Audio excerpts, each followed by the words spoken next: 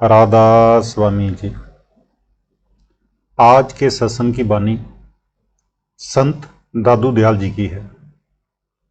सत्संग के वचन, जाने अंतर जामी, अचरज अकथ अनामी।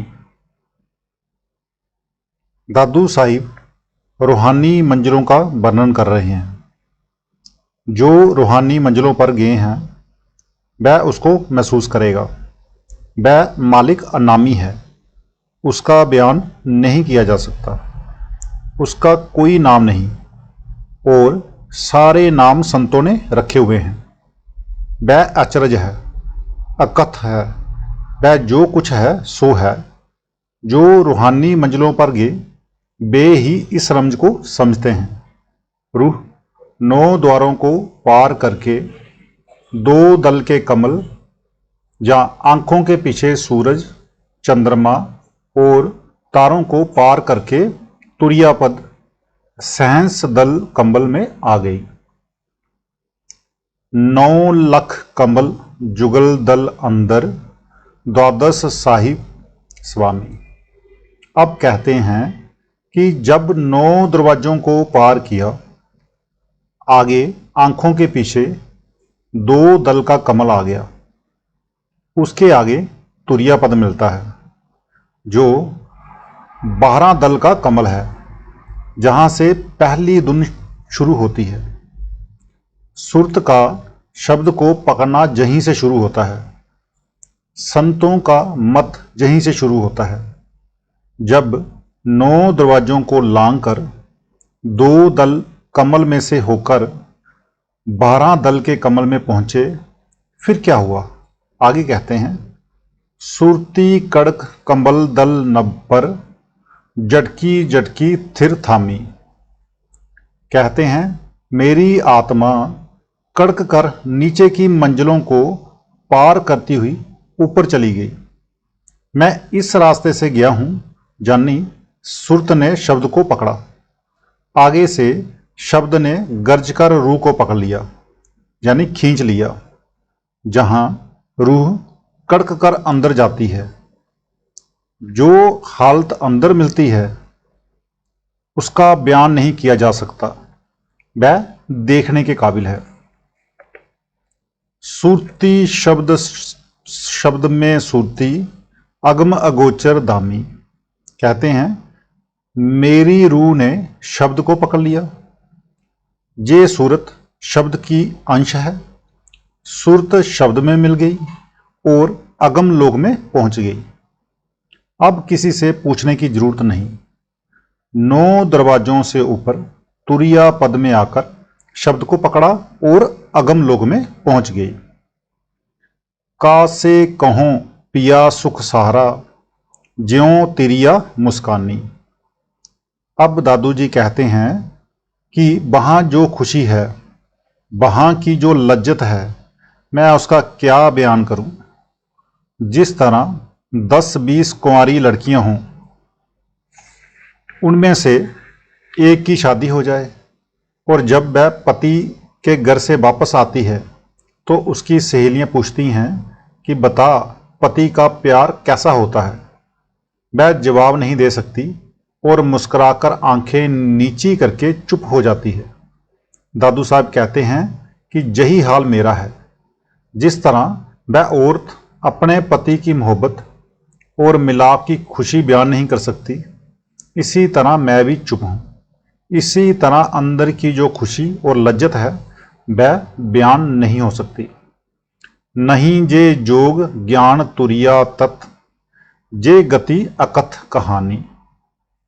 अब दादू साहब कहते हैं कि ना तो ये जोग है, जोगी तो मन बुद्धि के ज्ञान में रह गए, और ना ये ज्ञान है, ये कोई और ही चीज है। अजीब कैफियत है, अजीब खुशी है, इसका कोई नमूना नहीं मिलता। चंद ना सूर पवन नहीं पानी, क्यों कर करो बखानी। अगर मैं मिसाल भी दूं तो दुनिया में ज़्यादा से ज़्यादा अच्छे सूरज और चंद्रमा हैं, वहाँ ना पवन है ना पानी। ये तो चीज़ ही कोई और है, क्या बयान करूं। अब कहते हैं कोई मिसाल वहाँ की है ही नहीं। मिसाल के तौर पर अगर कोई गांव का रहने वाला किसी से पूछे कि ताजमहल कैसा है, तो क्योंकि उस गांव में उसकी कोई मिसाल है नहीं, इसलिए बयान करने वाला सिर्फ इतना ही कहकर चुप हो जाएगा कि वह एक बड़ी आलीशान इमारत है जो कि बयान से बाहर है। सुन ना गगन दरन नहीं तारा, अल्लाह रब ना रामी।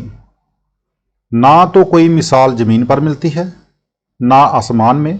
कहते हैं कि ना वह अल्लाह है ना रब है, ना राम है ना ब्रह्मा है, ना पार ब्रह्मा है, इन सबसे परे है, ना सुन है ना गगन है।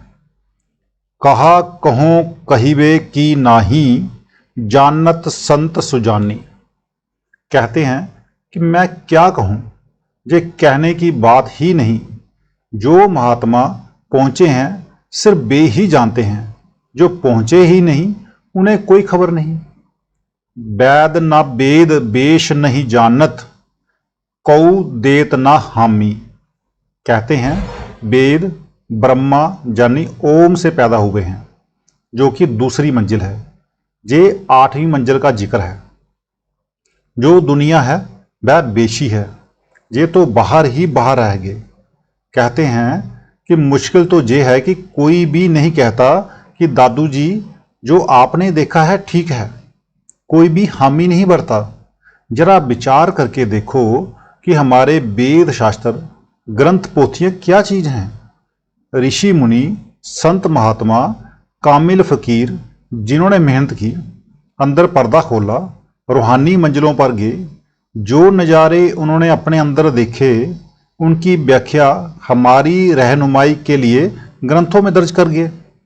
अब जो नज़ारे उन्होंने देखे और वह लज्जत जो उन्होंने ली वह किताबों में नहीं। अगर कोई खाना बनाने की किताब हो जिसमें लड्डू पेड़े मिठाई आदि बनाने का तरीका दर्ज हो, तो क्या उस किताब को पढ़ने से पेट भरेगा या लज्जत आएगी? हरगिज नहीं। किताब में तो उनके बनाने का तरीका लिखा है। अगर किसी साहूकार की बही में रुपये दर्ज हों और कोई आदमी उसी बही को उठाकर ले जाए, तो वह रुपये तो नहीं ले गया, रुपये तो उसके खजाने या तिजोरी में हैं। इसी तरह किताबों में खुदा नहीं, खुदा इंसान के अंदर है, हम सब के अंदर है। किताबों में उसकी महिमा है, उससे मिलने का रास्ता है। अगर किसी ने मिश्री की तारीफ किसी किताब में पढ़ ली, तो उसने उस लज्जत को हासिल तो नहीं किया जो कि मिश्री में है। लज्जत तो मिश्री को खाने से मिलती है। इसलिए उस मालिक की खुशी लज्जत किताबों में नहीं आ सकती। डॉक्टर की किताबों में दवाइयाँ नहीं होती, किताबों में तो सिर्फ नुस्खे होते हैं।